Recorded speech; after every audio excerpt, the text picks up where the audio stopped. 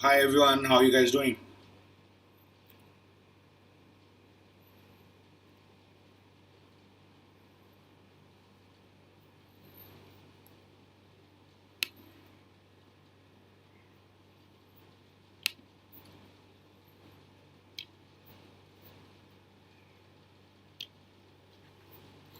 Alright, so first of all, let me welcome you guys to the Unacademy JEE English. As you know, this is a new channel by Unacademy, which is India's largest online learning platform for IIT JEE. And on this particular channel, everything is being taught to you completely completely in English. And so this is a series that I host for class 12 students. And okay, so just give me 1 second. And the topic that we are discussing right now is current electricity. And in current electricity, we were going through RC circuits, and today we'll be talking about RC circuits as well as some measuring instruments, which you know as galvanometer, voltmeter, ammeter, and etc. Okay, so before we start with today's class, let me introduce myself one more time for those of you who don't know me yet. So my name is Rohit Dixit. I studied mechanical engineering from IIT Delhi, and I've been teaching physics for almost 8 years for the IIT JEE, and all this teaching had been offline so far. I myself was All India Rank 447 and All India Rank 192 in the two stages of the IIT JEE exam that I took. I also qualified in TSC Stage 2 exam, and I was in the top 1% in the NSEP. Now, I've already coached many students to top ranks in the JEE exam. Hi Sheikh, how are you? And let's hope we can continue such a successful journey you and me together here online. So what do you need to do to make sure that you are also getting the best guidance and making the most in your exam? So you can do one thing: you can get your Unacademy subscriptions. This subscription will allow you to attend live classes and interact with your educators on a regular basis, which is going to replace your offline class to a very good effect. Now you also have live polls and leaderboards, which will keep these classes highly interactive. You also have a test series, and you will have analysis sessions, which will keep you on your toes, show you where you stand among your competitors and where you need to improve. And of course, you have live doubt clearing sessions,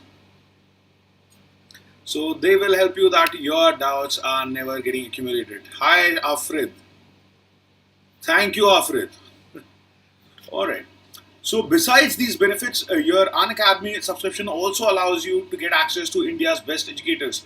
So all the top educators, or at least most of them, are here on Unacademy. So once you get the subscription, you can choose to study from any one of them. All right. So that is a huge benefit from the comfort and safety of your home. All right. Thank you, Afred. I think it's okay. I believe you. You don't have to write it so many times. Okay, so how do you get your Unacademy subscriptions? Very easy. You need to install the app first. Once you've done that, go to the plus section of your app, select your goal as IIT JEE, and click on Get Subscription. Now, when you're getting your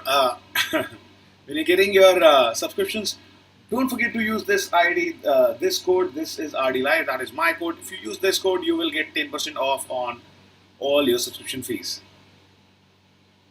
Hello Vineet, good to see you also here. Those of you, by the way, following us on the JEE English channel can connect with us on the Telegram app using that link shown above. And so, why don't we get started with today's discussion? The discussion is going to be about RC circuits, and then if we are able to finish that in time, we will also start with the discussion of measuring instruments. So last time, you remember, we discussed a simple RC circuit, and we realized that, hi Papi Reddy, how are you? And we realized that the equation for, if this was an initially uncharged capacitor, then the expression for Q was Ce times 1 minus e to the power minus t over tau, where tau was called the tau time constant, and it was equal to Rc. Okay, so this was the expression that I had for the charge. This is how the charge will grow, and we realized that the graph of charge would look like this. So this is Q and this is time. So you realize at t equals infinity, the charge on the capacitor would approach C times E. If I start more seriously now, then can I get into IIT? Okay. My voice is like a robot. Okay, wow. No, really. Yes, Vineet. I don't know how many. I think you already have okay fundamentals, right? So yes, if you start seriously, there is a chance. It will be difficult, but there is definitely a chance. You just need to put in the best that you can. How to speak like me? Okay. So I don't know. It just comes with a lot of practice. It's just a matter of practice. Okay, as I told you, I don't know if you know this or not, Papi Reddy. So when I got out of IIT, I actually got into corporates. I was into business consulting. So there I was dealing with a lot of foreign clients. So yes, there I had to speak a lot of English. So I think I worked in corporates for 5 years after IIT, and that is where I got all the practice, I guess. Yo, good to see you, Moesha. How are you? Long time. All right. So all right. Anyways, so as I was saying, so this is the equation that I get for the charge on the capacitor, and I realize that the charge grows like this, and it would take infinite amount of time for the capacitor to get fully charged. That is why when we are talking about charging times, we do not wait for the capacitor to get fully charged, and we talk about this time constant. Time constant would be the time in which the capacitor gets 68% of the charge, roughly 63% of the charge. Yes,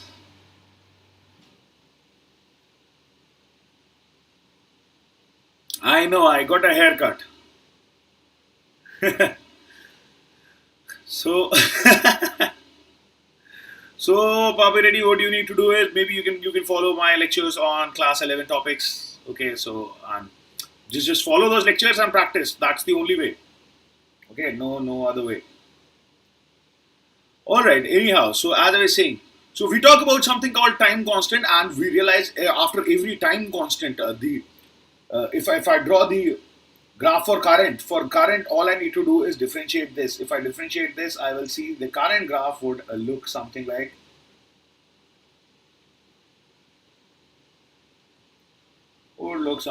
this.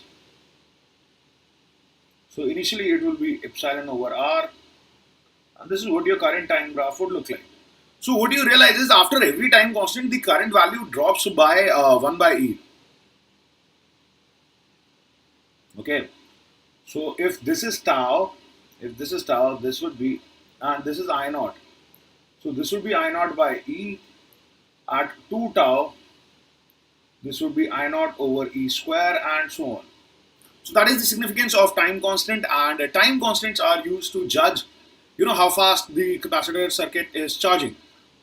And I told you practically in roughly 5 time constants time, in 5 tau, practically I can assume that the capacitor is almost fully charged, and the circuit can be assumed to have achieved the steady state. Okay. So anyhow, why don't we start with a practice problem here? So here is a problem. It says what is the time constant of the given circuit. Now I showed you one problem like this in the last class where I showed you how to find the time constant of complicated circuits. So you need to identify the charging circuit here, and then you can solve that. Let's see if you can solve this here.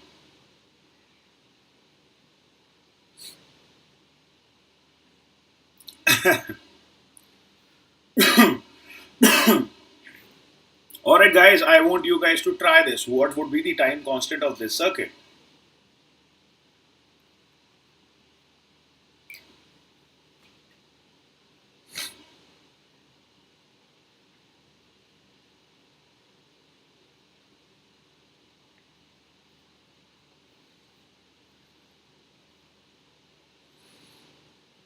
Maybe two, okay?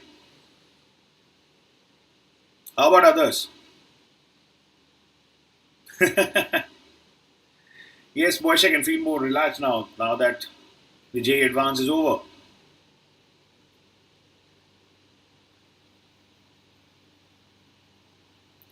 Okay. Fine, Afred. I am waiting for others. Let's wait for others also.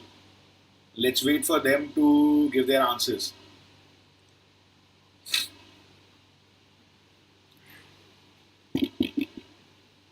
Okay.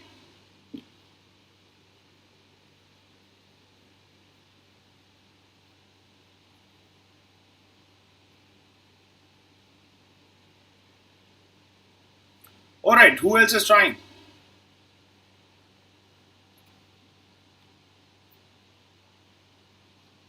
Okay. So AP also says B.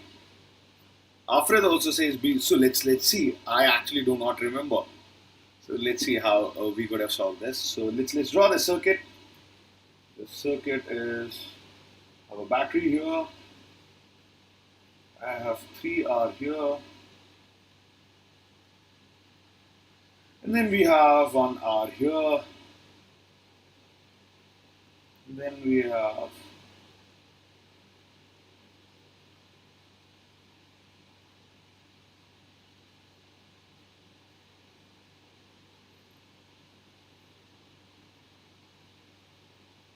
so this is the kind of circuit that we have. C, 2R, R and epsilon. Okay, so now let's see what has been asked. What is the time constant of this circuit? So initially, imagine if this is the current I that is going from here, then I1 would divide here, I2 would divide here. Now all I need to do is find the current for I2, right? And of course, then I would go from here.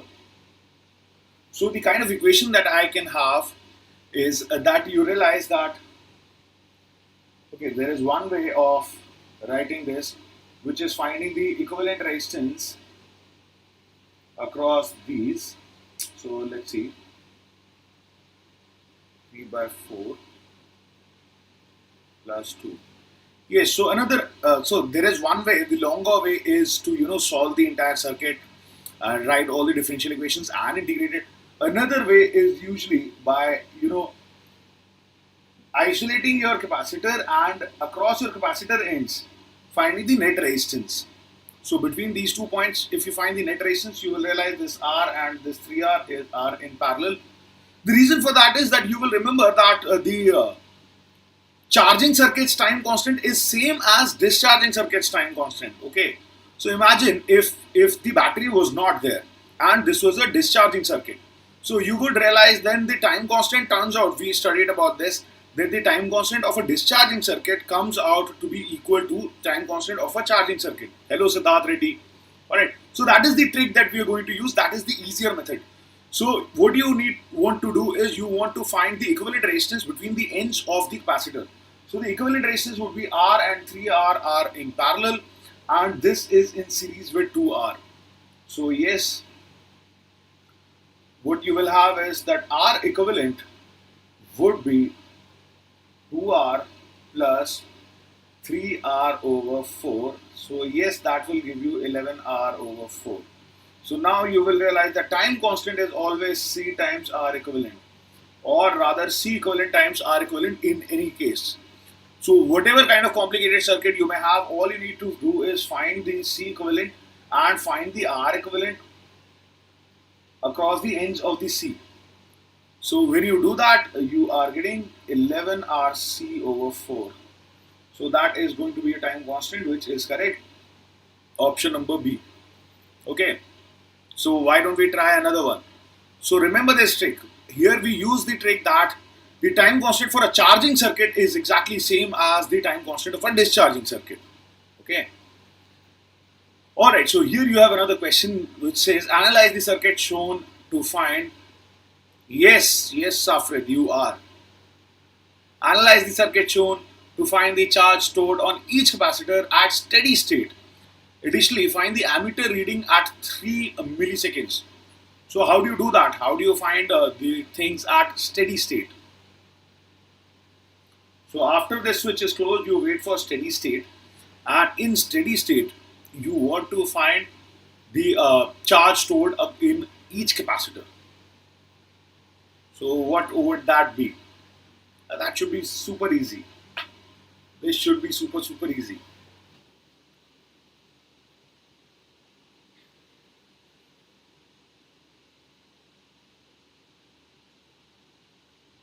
Okay, try this.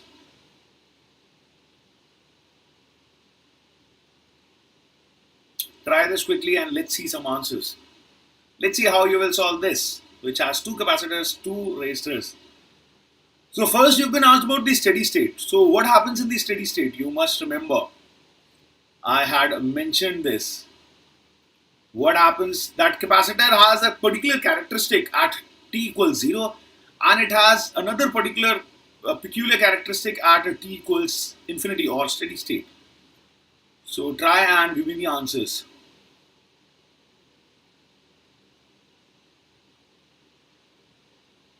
I hope you guys are trying, by the way.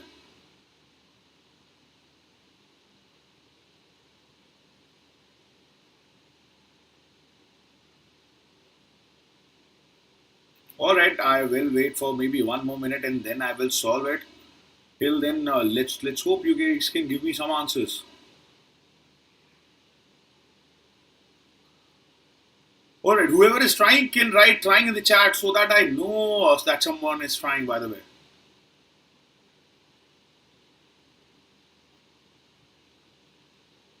Okay.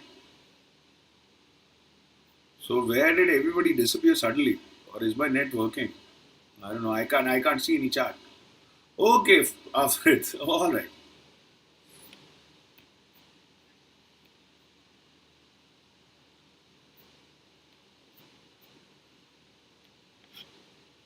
Okay.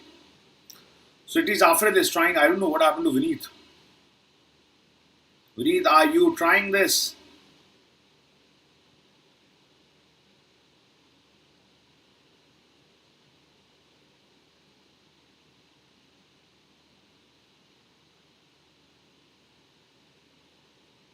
Okay, how about AP? Okay.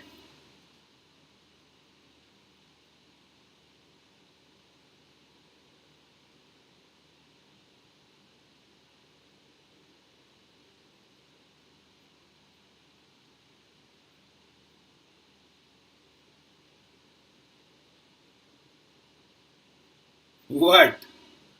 What happened? Okay, so what is that? Is see, first part was asking you the charge in steady state. So first part is asking you charge on each capacitor at steady state. So all you need to do is remember this fact: in steady state, every capacitor behaves like an infinite resistance, right? So the current in the circuit would drop down to zero. You should remember this. So for part A, we know that in steady state, every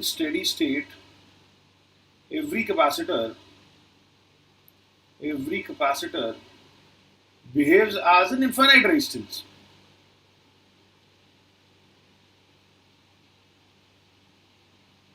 So what does that mean?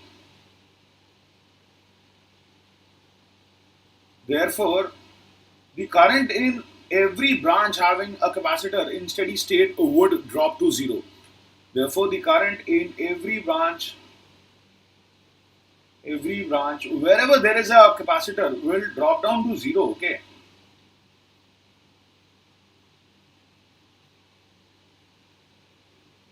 Will be zero in steady state. All you need to do is remember that.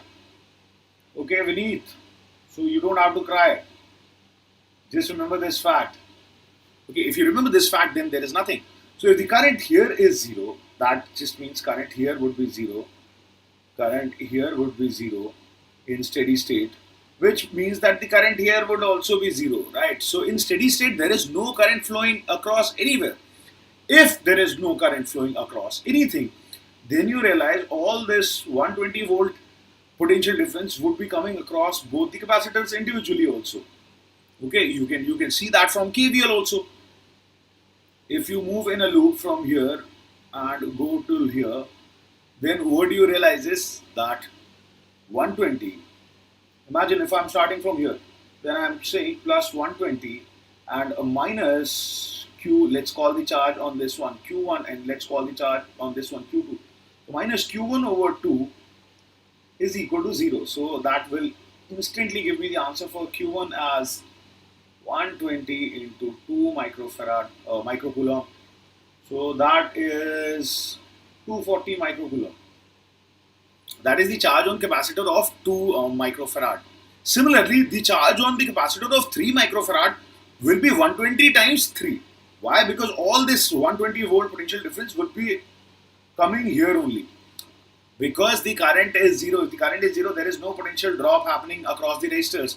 If there is no potential drop happening across the resistors, all the potential drop is happening purely across the capacitors, which means both the capacitors have a potential difference of 120 volt across them.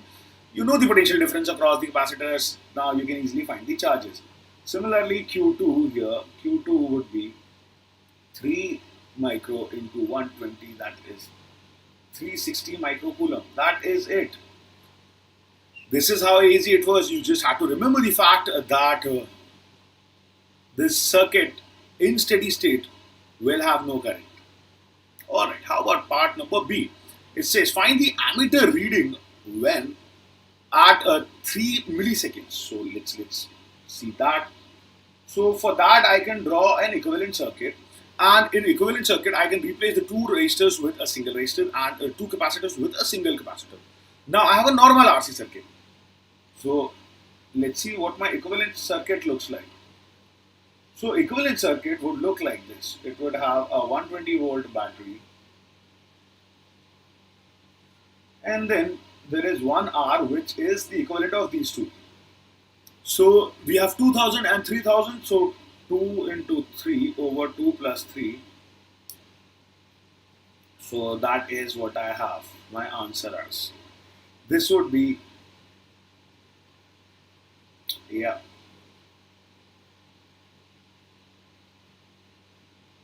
So that is 6000 over 5. 6000 over 5, let's just solve this quickly. What am I doing? So that will be 1200, right?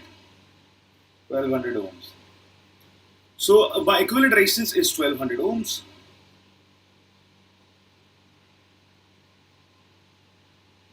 How about the equivalent capacitance?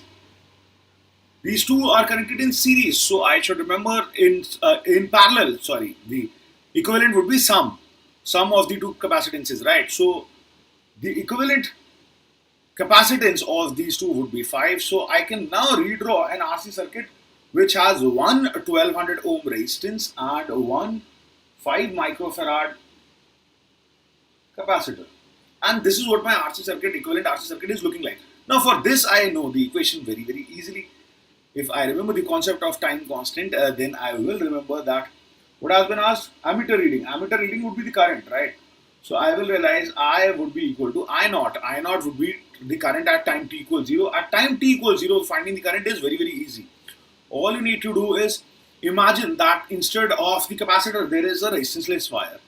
If there is a resistanceless wire, then the current would be V by R, which is 1 by 10 or a 0.1 ampere. So I naught is 0.1. So this would be 0.1 times e to the power of minus t over tau. I hope everybody remembers this equation.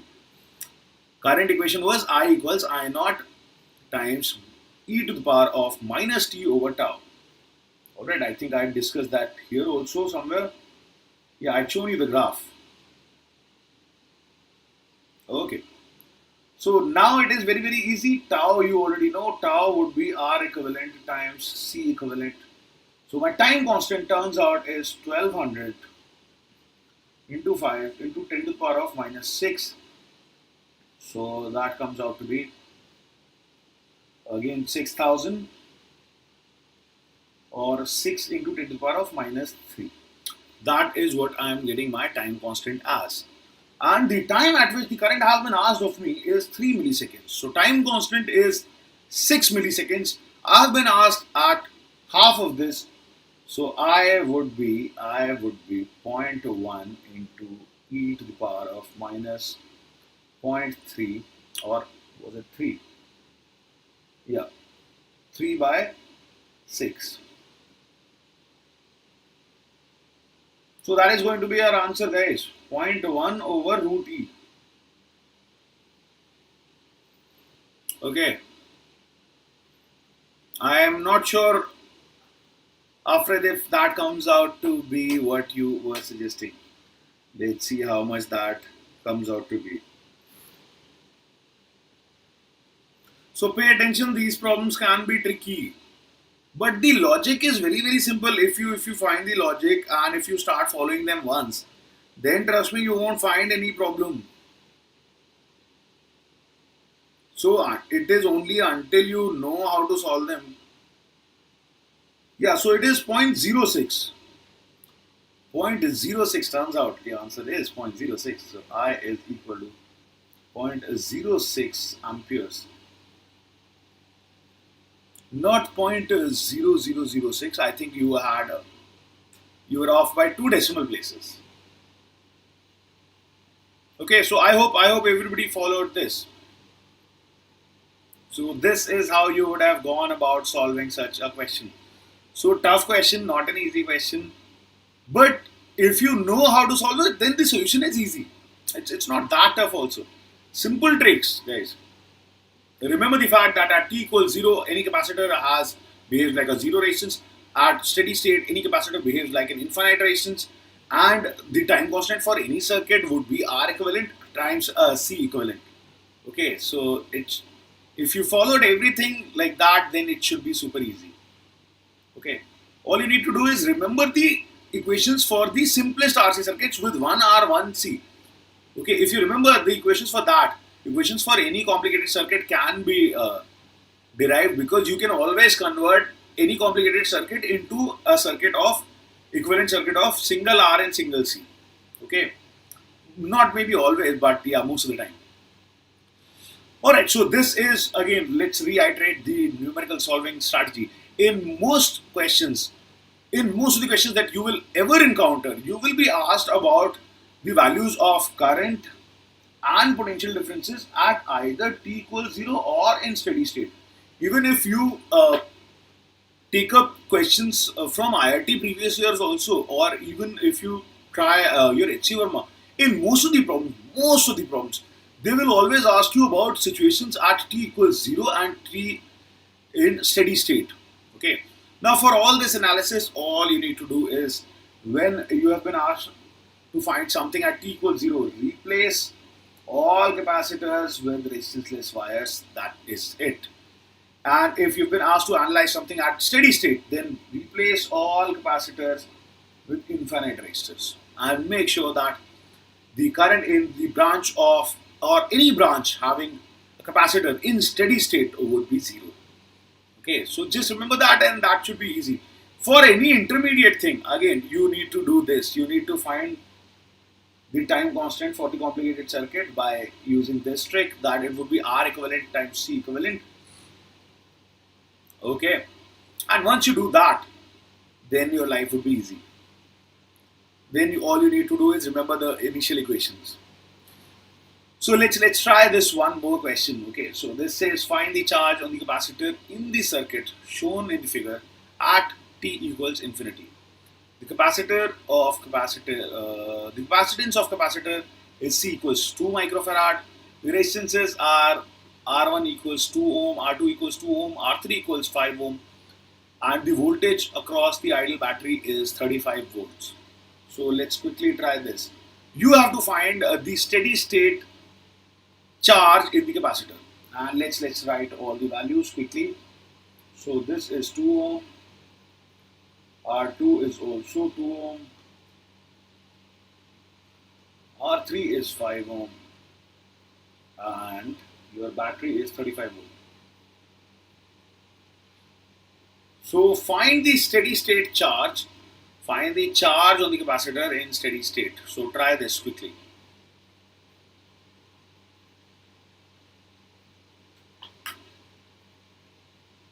Okay, hurry up.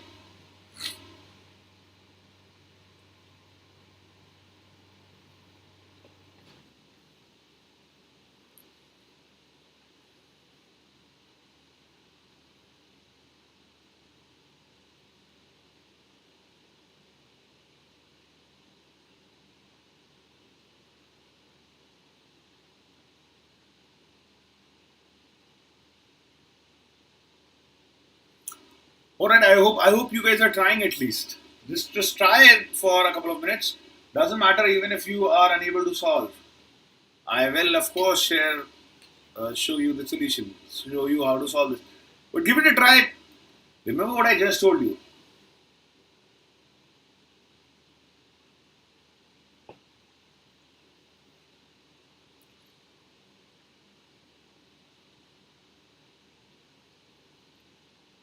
Okay.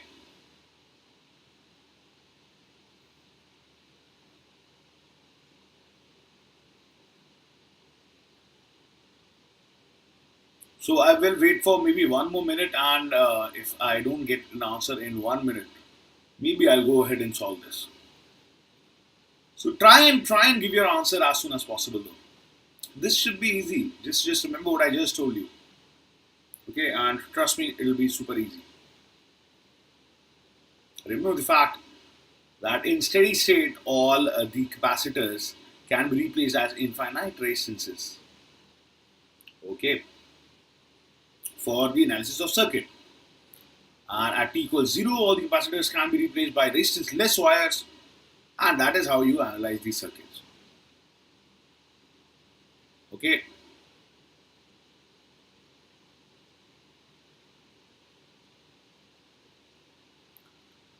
All right.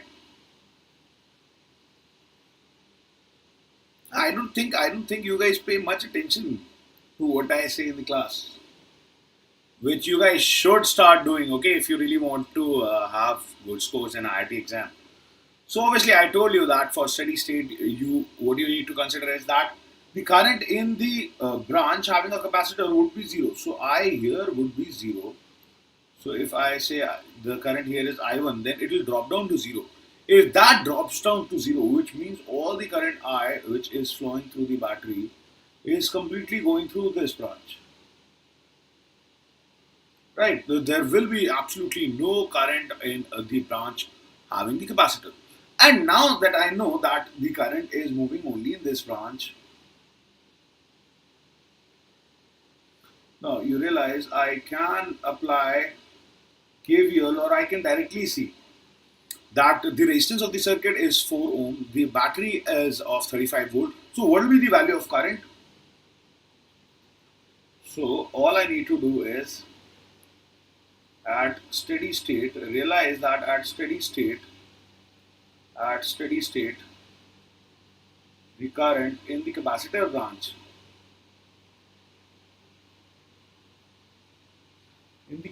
branch would be zero.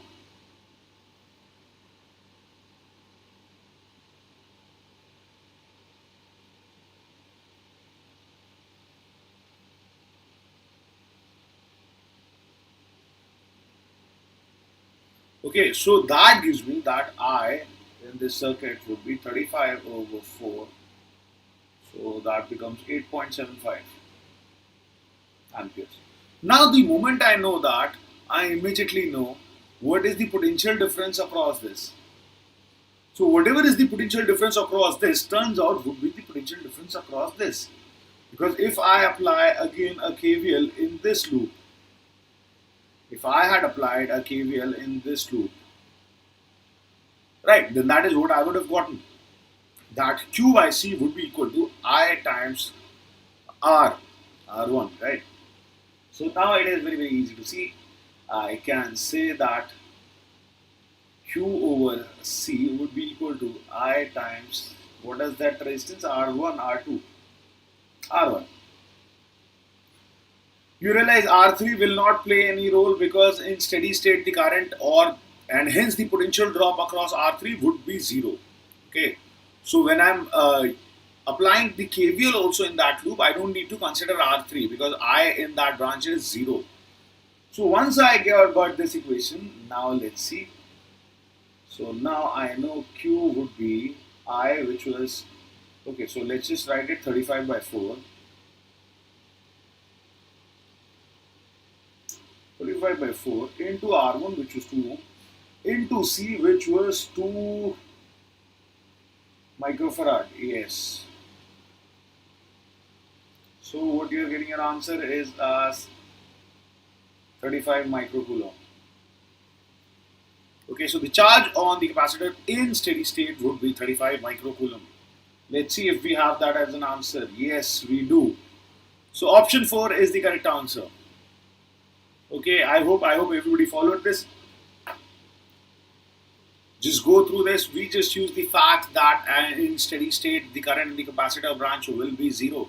So trust me, the questions of RC circuits are very simple. They may appear tough to you when you look at them. You may think that okay, these questions look very complicated, but trust me, when you solve them, they are very easy. So here RJ says, how did you finish such a big chapter in 9 lectures? Which big chapter? Current electricity.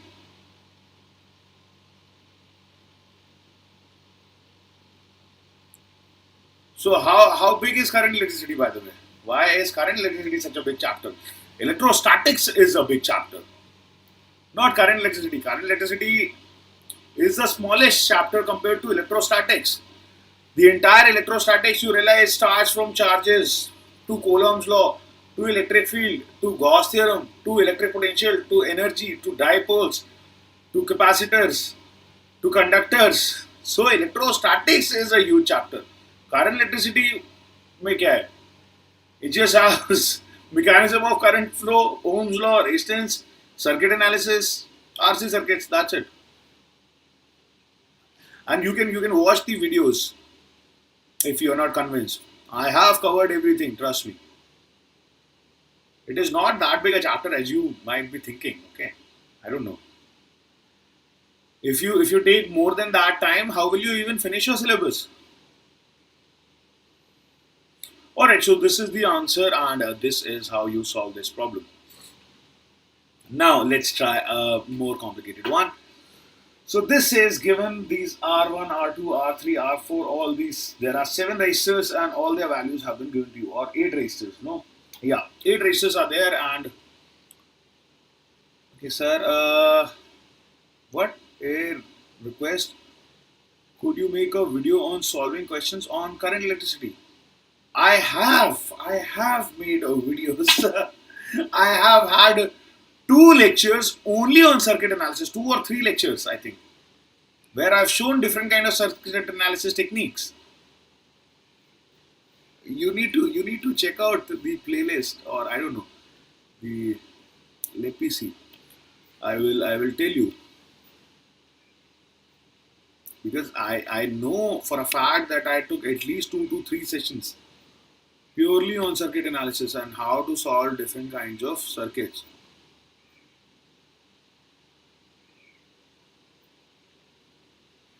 I don't think you have watched them, ARJ.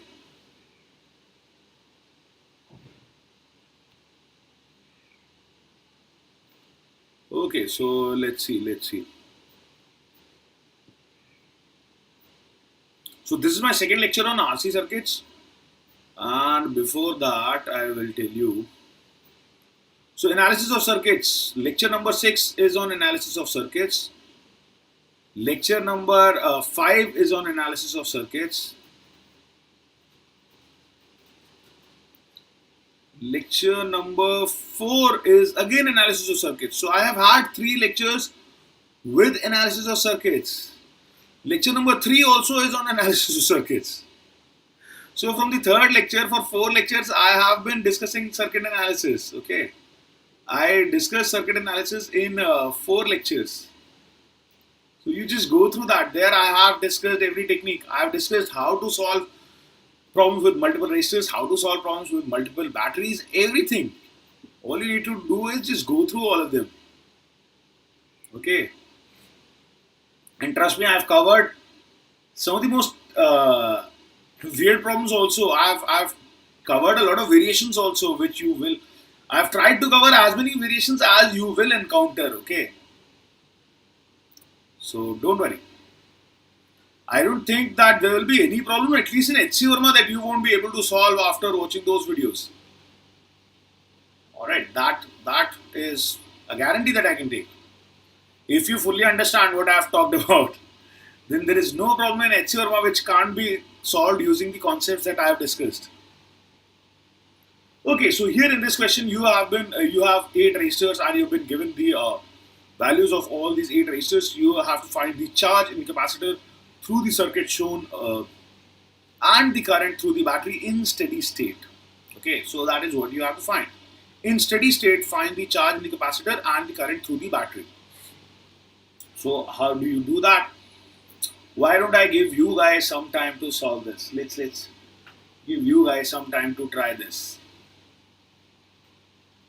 Okay. So I will wait for a couple of minutes and let's see if you can solve this.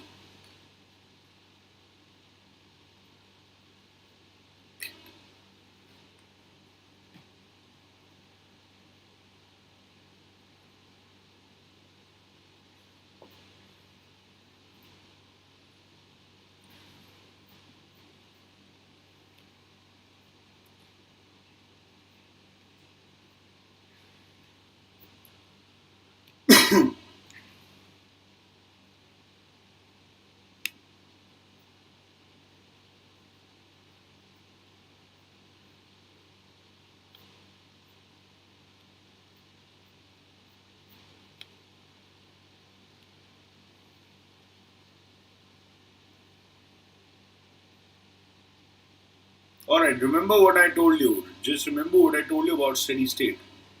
What is supposed to happen in steady state, and this would be easy to solve. Okay, in steady state, you have been asked to find the current in the through the battery and the charge across the capacitor. So let's start writing these values. 3, 6, 6, 12. Okay, so 3, 6, 6, 12.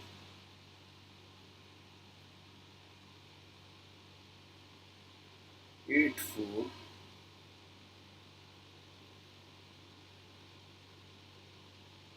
2, 4.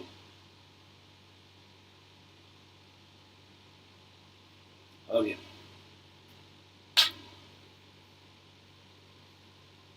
So this is what your circuit is, right? So you can't no, this is not a Wheatstone bridge situation. Yes, not a Wheatstone bridge situation at all. So yeah, but this will be very simple to solve in any case. Just think about how you want to solve this.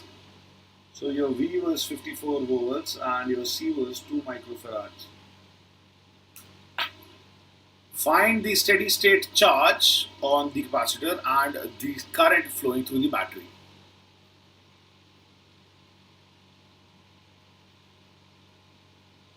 Okay. So again, I would encourage more participation from you guys. I expect you guys to pay attention to what I am teaching here and then try these questions immediately. Trust me, unless you try and practice these questions on your own, you won't be confident if you actually understood the concept or not. So not only you need to listen to what I am saying carefully and try and understand it, and then immediately check by applying it, by trying to apply it, that whether you have even understood the things that I have taught or not. Okay, so all right. So why don't I go ahead and solve? So let's see. So essentially, what I told you was in steady state, the current in the capacitor branches drops down to 0. So every time I have a circuit of steady state, that is the single fact that I'm going to use. So I know since in steady state,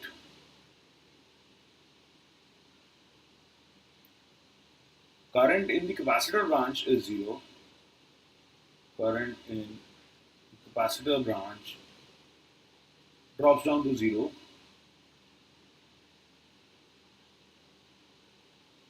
So I immediately know that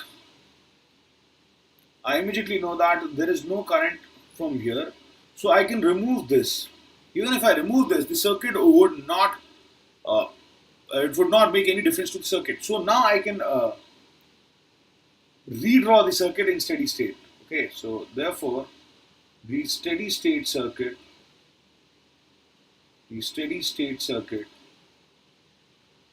can be redrawn as, let's see. So hi Swagger Samir. Let us see. So you have 3 and 6, 9. So you have 9 ohm here. And then you have 6 plus 12, 18 ohm here. Finally, you have 12 ohm here.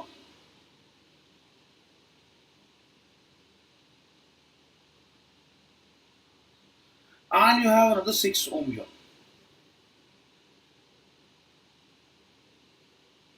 And then of course you have the battery of 54 volts. So now finding the current in the circuit is very easy. The equivalent resistance in the entire circuit, what is that? Our equivalent would be, so 9 and 18, that is 27. 27 into 12 plus 6 is 18 over 27 plus 18. You realize I can take out 9 common from the denominator, and this will lead me to 9 common, and I will get 3 plus 2. And now I can do this. So R equivalent I am getting as 54 by 5. So which immediately will tell me that current in the circuit I would be equal to 5 ampere. Okay, I equals V by R. So if I use I equals V by R, I immediately get the current in the circuit as 5 amperes. So that part is solved. Okay, so this part is answered, the current through the battery in steady state. Now I needed to find the charge also. So for that, what I will do is that let's imagine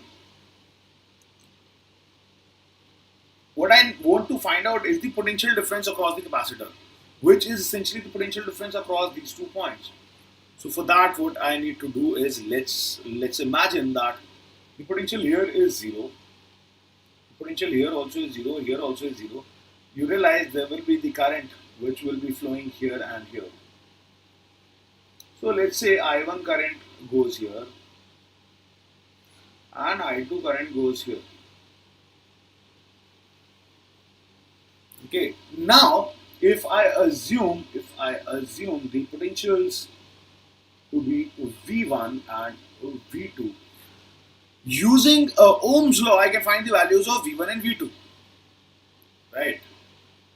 All I need to do is find I1 and I2, and I1 and I2 are very easy to find. How? I know that the current divides itself in inverse ratio of the resistances. So I know that I1 is to I2, I1 is to I2 is equal to, here you have 18, 18 is to 27, which is 2 is to 3. And I also know I1 plus I2 equals 5 amperes, which is I. Now if I use both these equations, then let's see what I'm getting. I will get that I1 equals 2 amperes and I2 equals 3 amperes. Very simple. Okay, this is what I will get on solving these equations, which you can see also are satisfying both these equations, right? Now I immediately know that V1 minus 0, also I know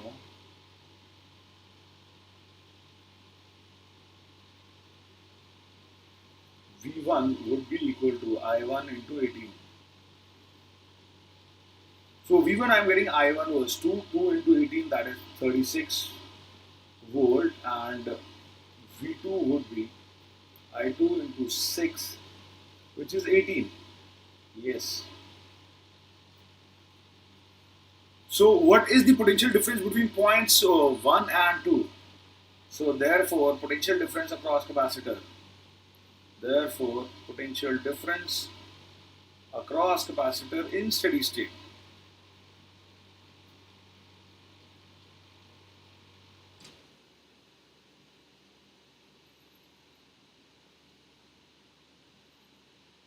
Okay.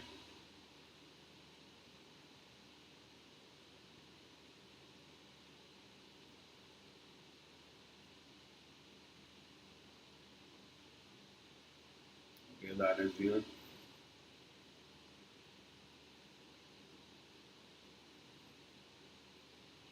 Alright, so we are back. In steady state, what would that be? That would be V1 minus V2, which is 36 minus 18, and that would be 18 volts. So delta V equals 18 volts. And this will help me find the charge. The charge would be CV. Okay, so now I have my answer. Q equals C times delta V, which would be equal to 36 microcoulomb. So that is my answer for the charge. Okay, so this is how I get all my answers here. That is how you will analyze a circuit which is in steady state. You first of all remove the branch which has the capacitor, solve the circuit normally without these capacitors. Then you know that how to find different values of currents and potentials at different points using KCL, KVL, okay, or other methods, whatever you want to use. And once you have done that, then you add that branch again and identify that this is the potential difference, okay, across the capacitor. And once I know that, it is easy to calculate the charge in the capacitor. Okay, just go through this, and I hope you followed this. If there is any part of the solution that you did not follow, you can let me know in the chat, and I will go over that one more time. Okay, let's see. Why don't you guys just go through the solution once and let me know if there is some part that you did not get.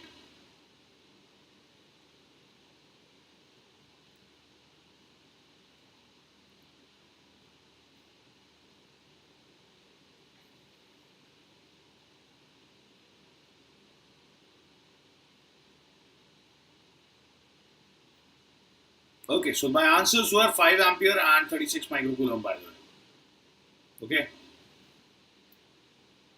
So should we move ahead then? If everybody followed this solution, I will be moving ahead. Yeah, I don't see any objections in the chart. So let's move ahead. That's the summary of our analysis of RC circuits. Let's see what we have learned so far. So the charge and therefore the voltage on the capacitors can never change instantaneously, by the way, because your V is Q by C, and Q will take some time to change. Okay, please always remember that. Okay, that is a very, very important thing. Short-term behavior of capacitors, which is at t equals 0 during charging. An uncharged capacitor behaves as a resistance-less wire. Please remember, if there was an initial charge on the capacitor at t equals 0 also, then you would not replace it with a resistance-less wire. Do not make that mistake. That can be done only if your capacitor was uncharged at t equals 0. So please make sure you are using this correctly. Also, during discharging, a charged capacitor behaves as a battery of a V volt, and where V is the potential difference across the capacitor, and that is deteriorating continuously. Okay. Next, long-term behavior, which is at t equals infinity after a long time. What happens? How does the capacitor behave? So, in the short duration, just after starting the circuit, during charging, an uncharged capacitor behaves as a resistance wire. During discharging, a charged capacitor behaves as a battery of a volt V, and obviously this will keep on decaying.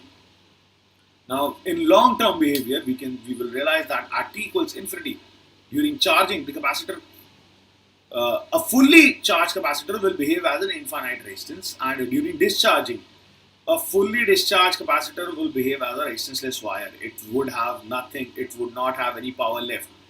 Next, intermediate behavior. Between t equals 0 and t equals infinity, the charge and the current will exponentially approach from their initial values to their long-term values with the help of a time constant given by R equivalent times C equivalent. Okay, so this is what you need to remember. This is everything summed up about RC circuit analysis. Now go ahead, try some problems, and let's see. Okay, we already discussed this. Yeah, so we had already discussed that problem. Now you can try more problems after watching this lecture from your HCV maybe. Try all the RC subject problems, trust me, they are super easy, okay? There is absolutely nothing in them. Now let's talk about the measuring instruments. This is the last part of current electricity that we are going to discuss. So hopefully we will start this today and we should be able to finish this entire part by the next lecture. So by Saturday we should be done with our current electricity part, and next week we can start with with magnetism and magnetic effects of current. Okay. So what are the common measuring instruments that you deal with? So you will know that the most common and the first one that you will deal with is galvanometer. So the instruments that you will talk about are galvanometer. Then you would have already seen voltmeter. Then there is ammeter. And then of course you have potentiometer and meter bridge. So these are the instruments on which we will be focusing on. Alright. So the first and the foremost we will talk about galvanometer. So let's get started with our discussion. So what is a galvanometer? A galvanometer is an electromechanical instrument which is used for detecting and indicating a small current. Usually a small current, by the way. Okay, that should have been written. Now a galvanometer works on the principle that a current carrying loop, when placed in a magnetic field, experiences a torque. You will study about this later. You will realize that if I place a current carrying loop in a magnet, in a magnetic field, that is, then it experiences a torque. It tends to rotate. Okay, so we will discuss about this in detail right now, and why and how it experiences the torque. We will study about that in magnetism. Okay, so it is a sensitive device. You need to know this. It is a very sensitive device. It measures only very small currents, mostly up to the order of milliamperes and below that. So it is a very sensitive device used to detect very small currents. However, with suitable modifications, it can be used as a voltmeter or an ammeter. So what are voltmeters? Voltmeter is a device which is used to measure voltages. Ammeter is a device which is used to detect larger currents. So all you need to do is, they are nothing but modified galvanometers only. So this is what a galvanometer would look like. If you went to a lab, you would have seen this. And this is the circuit symbol. This is the circuit symbol of a galvanometer. Okay. Now let's talk about the working. Okay, so here is what you will see, that this is the inside construction of a galvanometer. So it has this current carrying coil. Okay, so let's just start marking the paths. So here you have a current carrying coil.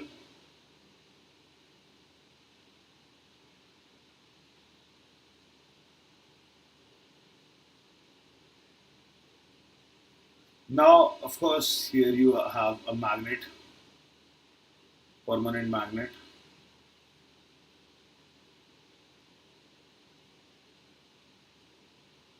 Then you will realize you have a spring, which has already been mentioned, restoring spring. And then you have a pointer. And then of course you have a scale on which the pointer is showing you the values. Alright, so these are the parts of a galvanometer. Let's see how it works. So what happens is that initially when there is no current, this guy, let's see. Initially, this is kept like this, and this pointer points straight up when no current is passing. Now, when current is passed, then this magnetic field applies a torque on it, and depending on whether current is going from here and coming out from here, or it's the other way around, the coil will experience two kinds of torques. Either it will rotate clockwise or it will rotate anti-clockwise. Okay. So, but the point is, the moment you have a current entering in the coil, it will feel a torque which will cause it to rotate. Now, as it rotates, it will cause this restoring spring, which is a hairspring, to wind up. And as this spring winds up, it will apply a restoring torque. And at some point, the restoring torque of the spring would balance out the rotating torque of the magnetic field.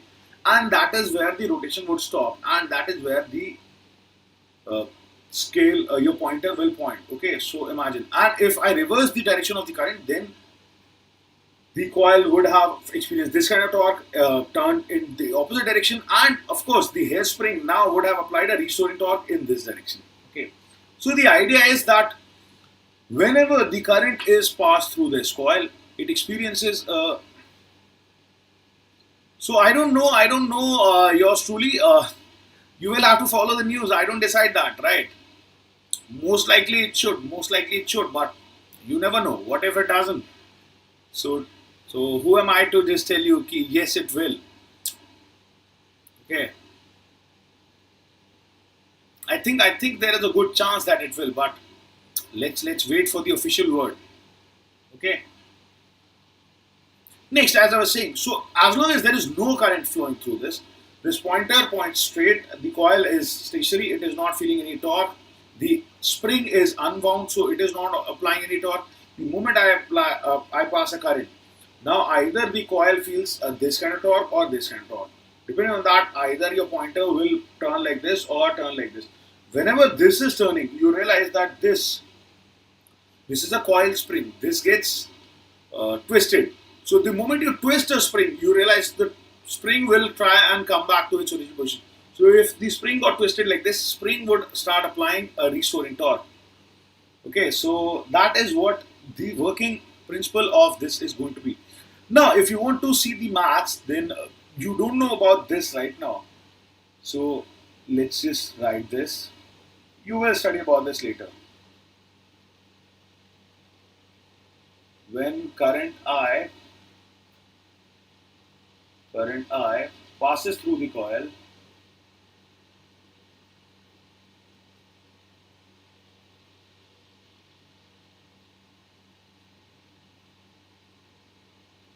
placed in a magnetic field,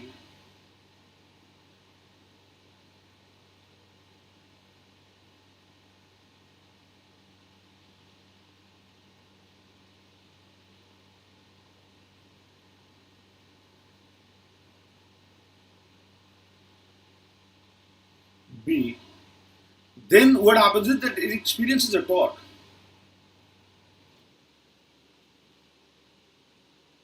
It experiences a torque, and that torque is given by tau magnetic would be equal to N I A B. Okay, and let's go over the terms. Again, I'm not going to prove how this happens. You will study about this in magnetism. I'm only telling you this is what will happen. You do need to know the formula right now. Okay. So let's try and see where N equals number of turns in the coil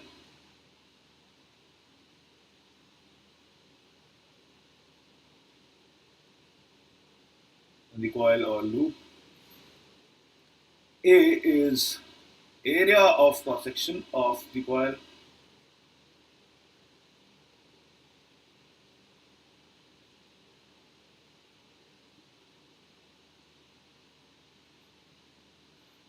I, of course, is the current passing through the coil.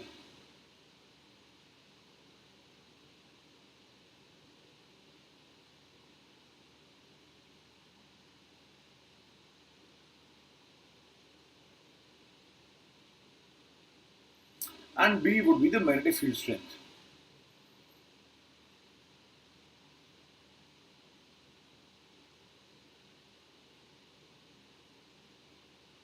You will realize it is something very similar to, right now you don't know what magnetic field strength is, but you will realize it is very similar to what you have right now as electric field intensity. Okay, so it is the strength of magnetic field just like you have strength of electric fields. Okay, so this is what is happening. So due to this torque, this guy twists, and ends up twisting this coil spring or a torsional spring, which will apply a restoring torque. Okay, so now let's see what happens. When the coil twists,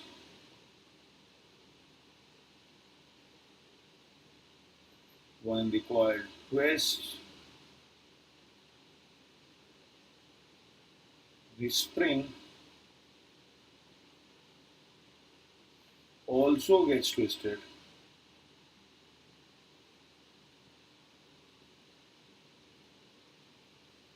and starts to apply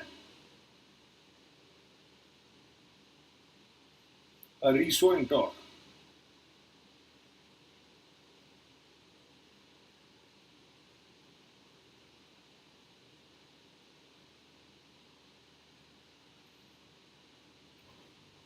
So the behavior of this spring is very similar to your regular springs. In regular springs, what you realize is that they want to maintain their natural length.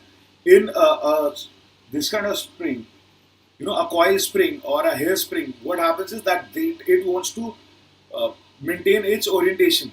If you twist the spring, so one end of the spring is fixed, other end you are twisting. Okay, so if you twist it rightward, it would want to come back like this. If you twist it like this, then it wants to come back like this. So it wants to protect its orientation.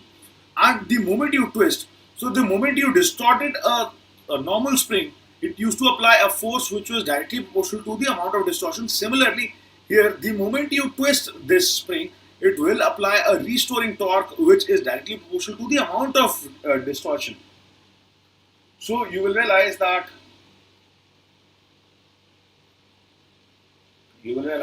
restoring. So let's just write here. Tau restoring is equal to minus c theta.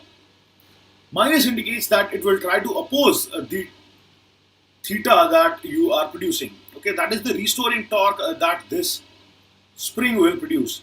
Now you realize your coil or your pointer are feeling two kinds of torque. Magnetic field trying to rotate them and spring torque trying to oppose this rotation. Okay, so finally the pointer will stop at a theta where these two balance out. Okay, so that is what is happening. So finally pointer stops at a point where both these torques get balanced out or balance each other out. Pointer stops at a theta where both the torques balance each other. They already have opposite directions, okay?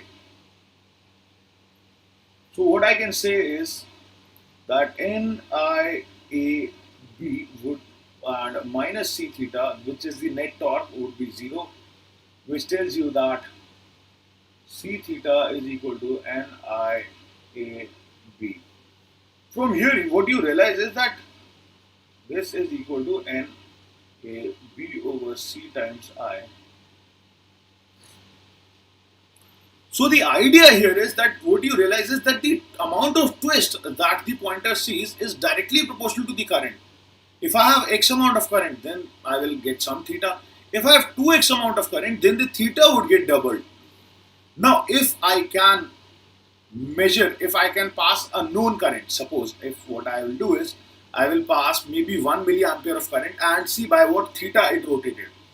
Then I know I can have this scale and I can calibrate it and I can write the readings. Okay, if the moment it rotates by theta, this would be 1 milliampere. The moment it rotates by 2 theta, this would be 2 milliampere, and so on.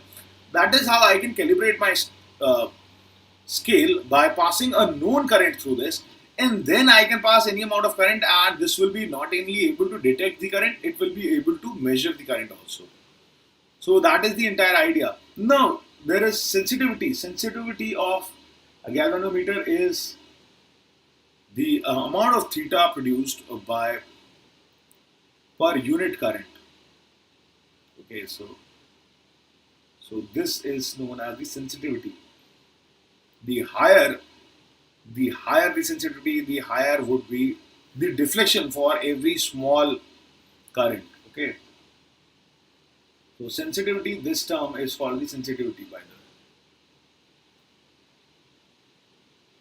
This term is called the sensitivity. It is essentially theta or amount of deflection per unit current.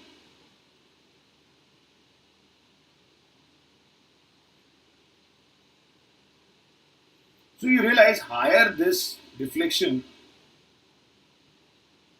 per unit current, the greater would be the sensitivity. It would be more sensitive to small currents. If it can get deflected by big amounts for a unit current, then it can get show you significant deflections even for small currents. That is what I mean when I say this is the sensitivity.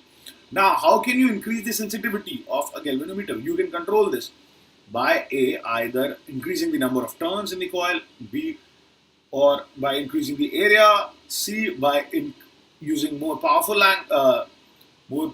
magnets, or D, by using a spring which has a smaller torsional constant or spring constant. Okay, so you will have questions about how you can change the sensitivity or which of the following affect the sensitivity. So you should know that the sensitivity term is this. So both these are very very important. Okay, so let's write them both separately. So remember this, and sensitivity is NAB over C. So just remember this also. So the idea here was that you will realize theta is directly proportional to I. This is the fact that I am using to use this galvanometer. Okay. So whenever I pass a current, I will see that it will show some deflection. It will show a deflection either on this side or on this side, depending on the direction of the current. If the current was going from here and coming from, okay, so here you have been shown that if the current was going from here and coming from here, then this is the deflection. If the current was reversed, if it was coming from here and entering from here, then you would have seen this kind of deflection. Okay. So not only it can tell you the direction of the current when attached to a circuit, it can also measure the value of the current by using the fact that the deflection is directly proportional to the current. Okay, I hope that makes sense. If you follow that, then let me know. If you don't follow that, then also you can let me know. I will explain that again. Okay, so what you are doing is that you know that the deflection theta is directly proportional to the current. So one, you can pass a known amount of current. Let's say I pass 1 milliampere and I see that it got deflected here by this amount. Now, since it is directly proportional, I can say if the deflection was half, then the current amount would be half. So now I can mark readings on my scale.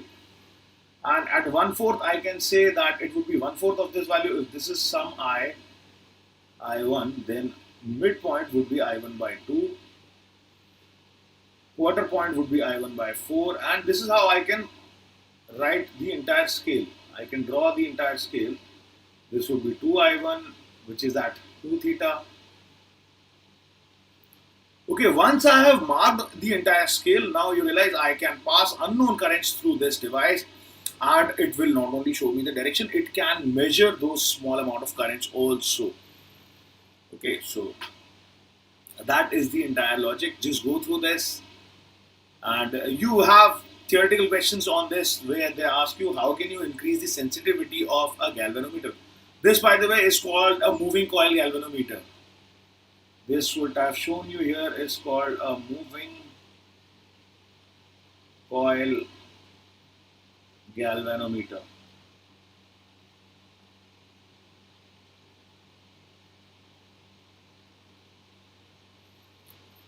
Okay.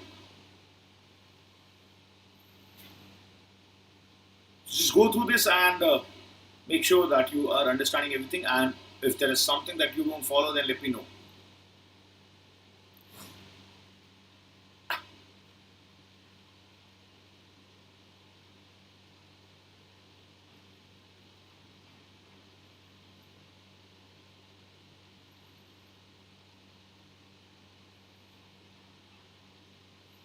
correct. So I hope that everybody followed this.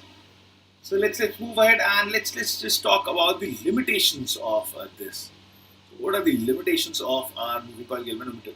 So one very big limitation is that it is usually a very sensitive device and hence can only function or detect very small currents. If you pass a big current through this, then it gets damaged. So that is one limitation. So let's write that down. Usually it is a very sensitive device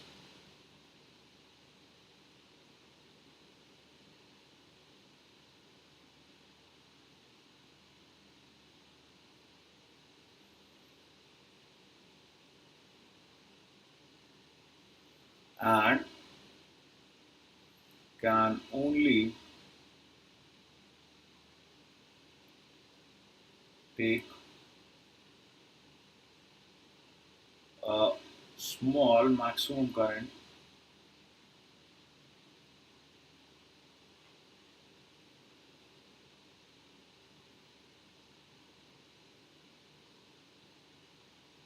before getting damaged.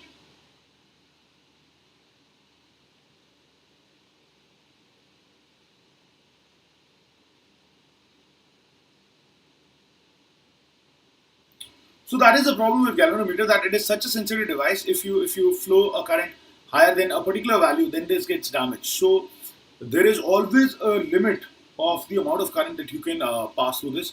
So whenever you see a galvanometer, even in a lab, you will realize it will have a value of current written somewhere, either on the back or on the side somewhere. It will have that written. Okay, that is what we call IG. That is the limiting current of a galvanometer. Okay, so denoted by IG. So it can only take up to a maximum amount of current, which is IG.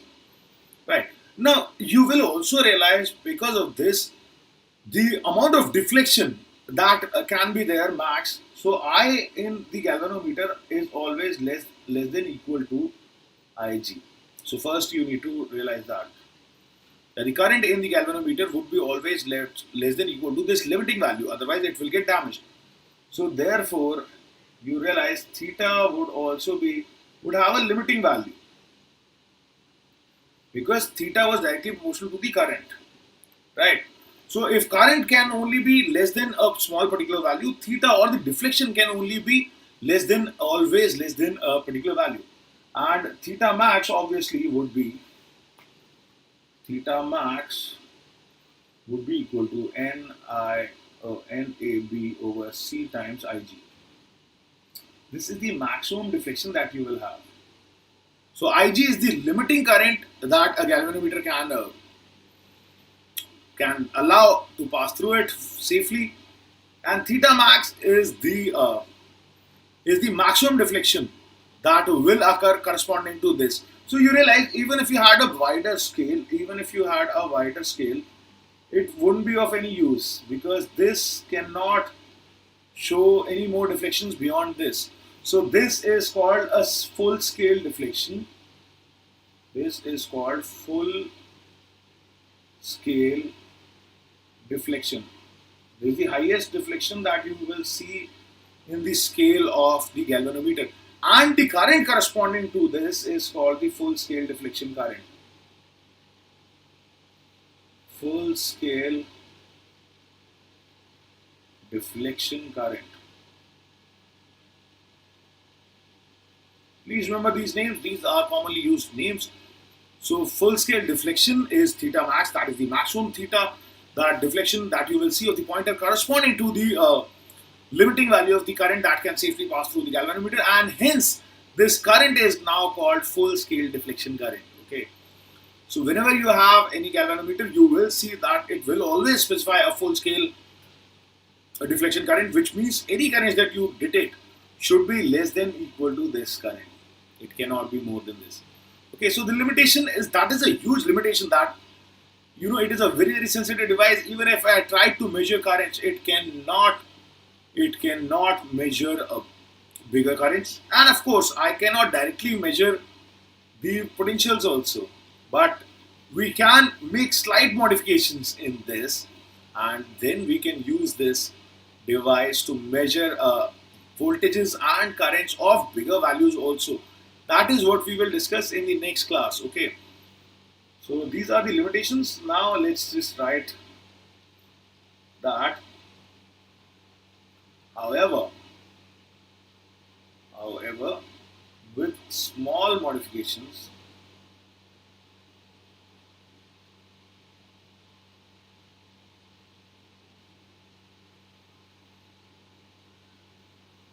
a galvanometer can be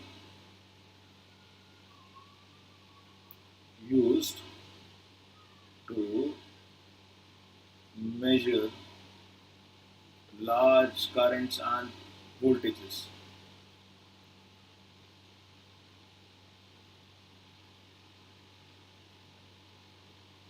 Okay, so we will talk about this in the next class, how we can convert a galvanometer, which is an extremely sensitive device, and use it to measure large amount of currents and a large amount of potential differences. By the way, let me give you a hint of how you could have measured the potential difference. So I already told you how you could have measured the current. You realize that if you pass a known amount of current, then you can calibrate your scale accordingly. Similarly, you will also realize that, see, this coil has a fixed resistance. So for every current, the potential difference would be equal to I times R. And R of the coil galvanometer resistance is fixed. So this is called the galvanometer resistance. Okay, so this is another term that you should know. Okay, RG. RG is the resistance of galvanometer.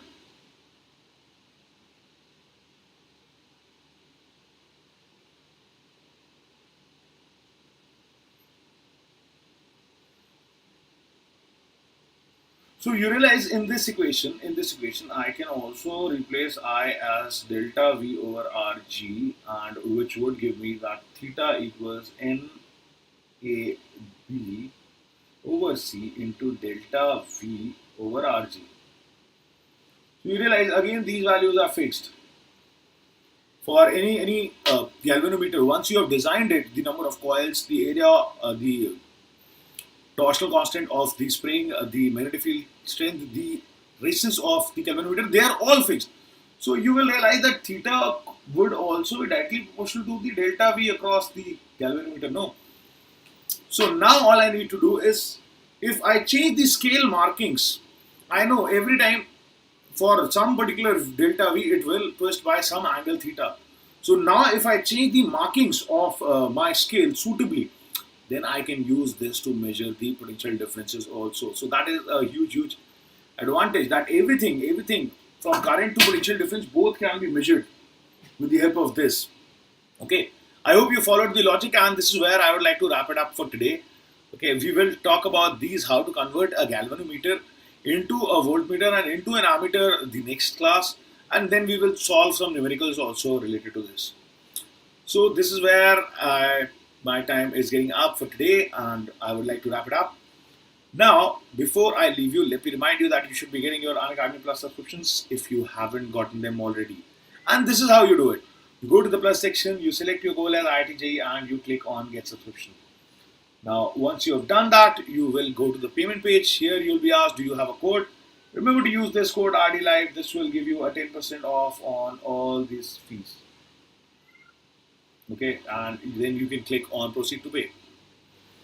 Those of you who are who cannot afford this and are following on or just want to follow, don't want to take the subscription and want to follow us on the JEE English channel on YouTube, should connect with us on the Telegram app using the link shown above. Okay, now if you like today's video, then press the like button. And as I said, this is quality content absolutely for free for helping students who need quality education in this lockdown period. So make sure you are sharing this with as many people as you can, and so that more and more number of students are benefiting out of this. So like the video, share it with your friends. Don't forget to press the bell icon, and the PDF of all the notes used in today's lectures would be available for download very soon. Alright. So that is my time, guys. Again, let me remind you before I go that this is my code RD Life. So if you haven't gotten your Unacademy subscriptions, you should be getting them. Trust me, IIT JEE is a highly competitive exam. You will need all the help that you can get to crack it, and this is something which will give you an edge over your competitors. So get this subscription, get that edge. Use RD Life code to do it and enjoy a 10% off. All right. So that is it, guys. I will see you next day after tomorrow. Till then, you guys make sure that you go through the lecture. Make sure that you understand everything that I discussed today. If there is something that you did not follow, then you can ask me about that in the next class. Also, make sure you're practicing some problems of RC circuits. All right. So I'll see you next on Saturday. Till then, you guys keep studying, keep practicing.